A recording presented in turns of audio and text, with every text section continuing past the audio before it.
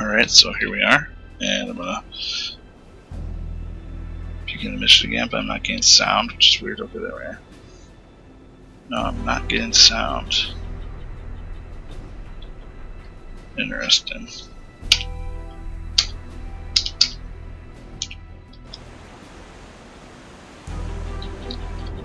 There we go. I don't know if you guys were hearing sound or not, but I wasn't. I adjusted my headset volume and I wasn't really hearing the props. So, back to the ship. Yeah, it's better now. I do have the familiar men with no eyes issue going on here. This appears with my deck crew in the game, with my video card. It does not happen with the internal crew. Notice this guy has eyes. But with the deck crew, they're the crazy eyeless zombie people. So we're pretty scary. We're kind of like a ghost ship with crazy demon people on board. So we do have that thing going on. So here we are. We're leaving port. Let's go ahead and check out some things with the binoculars. By the way, these are vanilla graphics, and I do believe, check this real fast, I have everything on the pretty much the highest graphics. You can check. We'll check them out real quick. So I got pretty much most everything maxed out there. For the vanilla game, it's just gamma, so it's just the brightness on the screen. Let me know if we need to adjust that. We start having night shots and stuff. Going back, so we're just looking around, straight up vanilla game here.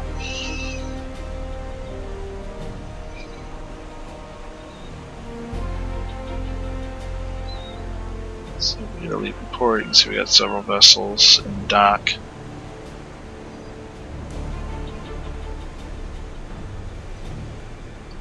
Nothing real spectacular. For you who are trying to learn the game. So 9 movements. If you hold down the shift keys when you're using the arrow keys, you can move fast. If you use the control key, you can make minute movements. Hold down the control key, it slows it down. Shift key speeds it up. So FYI on movements and binoculars. You can also click with your mouse, and you can take control of the mouse and make detailed movements as you want on these things. Sometimes this might be an easier way to control it if you're on very rough waters or rough seas and your ship's bobbing up and down like crazy. You may be able to even more easily control it by taking control of the mouse and then using your keyboard. So we are looking forward. These are binoculars. We'll talk about the Uzo here. We'll talk about some parts of the ship as we're heading out to sea. This is the Uzo. It's available in Yuki. This is the best zoom view you're going to get from your sub anywhere, at least on the German side, because this has, as you'll notice over here, a X7 or 7 times magnification on the zoom. The attack periscope has 4 times magnification on its top magnification, so this is the best view you can get. So a lot of real life German captains in World War II would have been using this for surface torpedo attacks at night, so on and so forth, because this does give the best view. And since we do have the ability to do so, let's go ahead and take an external view of the boat. So again, we'll look around. Here's the bridge. You can see the flak guns there. There's the third one on the back of the ship, down there kind of behind the guy with the binoculars over there. These are where the periscopes come up. This is the observation scope and the attack scope.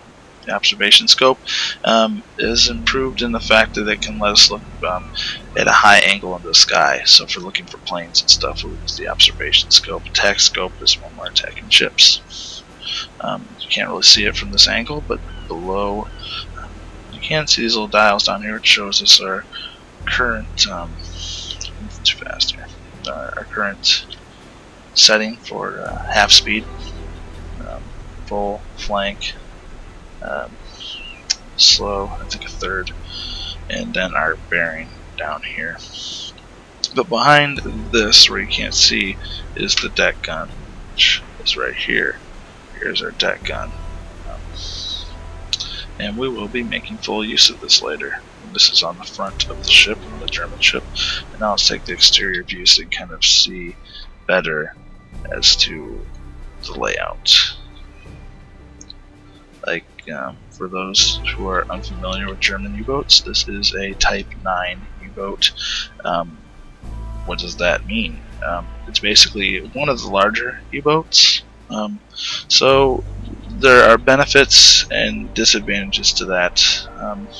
Benefits being we can carry a large amount of torpedoes. So you can see we got 10 internal on the front plus another 8, so it's 18 on the front, and then we have 2 for the rear with another 2 in reserve, so that's 4 in the back and an extra 4. So we've got 8 rear torpedoes and 18 front torpedoes. Quite an array of torpedoes, considering some U-boats just have a handful and you have to go back.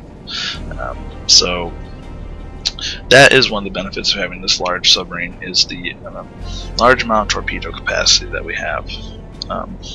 Another advantage of it that we'll be talking about very soon, as you may notice, I'm going at half speed here, and if you're familiar with Frontier's videos, he's very conservative on his fuel. This Type 9 U-boat has just tons, I think it's a Type 9D, thinking back to it, has absolutely tons and tons and tons of fuel. Fuel will not be much of an issue for us in this boat. I'm making a turn so I can go out. I'll show you guys making a turn. You can tell we're turning. We're going, our rudder's at 40 degrees to port, which is the left, which pulls our ship to the left, and we're making a left turn.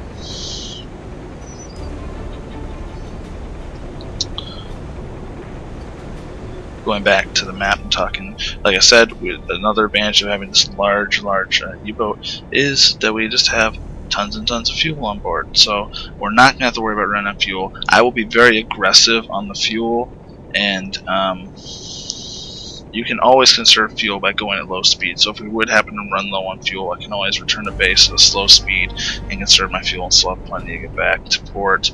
But considering the vast amounts of fuel we have, I'm not going to hold back. If I see an attack going on, I'm going to use flank speed. I'm going to go up there, I'm going to catch the ship, and if we're involved in some kind of gun combat, going at flank speed, moving as quickly as it can, it presents the most hard to hit target. It's easy to hit a target that's not moving. The faster your boat moves, the harder it is to hit. So there are advantages to speed, so I'll be using them. Like I said, I have a little more aggressive style play than some of the other Let's Plays I've seen, but I'm not going to be aggressive to the point where I'm reckless. Notice, here's one of those visible islands I was talking about right there, and yeah, that's not good. So we'll be adjusting our track. I don't think there's anything right ahead of us, so I'll be looking back over that in a minute or so. So those were some of the advantages of having a very large U-boat. What's the disadvantages of having a beast like this? Well, the first one is if we have a destroyer coming at us and it gets a nice side angle of us, this is a lot of side for a ping of sonar to present to the destroyer. So ping is very easy to hit us. We're not going to hide. If we're lucky, maybe we can present ourselves like this, the destroyer, and they may not see us, but still it is a larger ship and easier to detect. That's the first disadvantage, and probably its main disadvantage.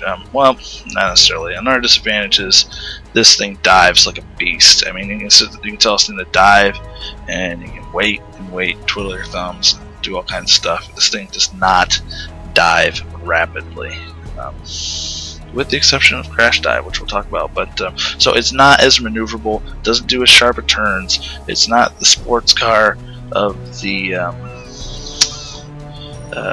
submarine / U-boat world, but it's the long distance runner. It is capable of going long distances, not the longest distances. There are some Japanese subs that can go farther than this, but it's one of the biggest. But it's our only option that we even had at the beginning of the game, and there's only 2 options in this game without mods that we've that we have. So this is what we're going with, and this is what we're going to be taking down our opponents with. There's the time.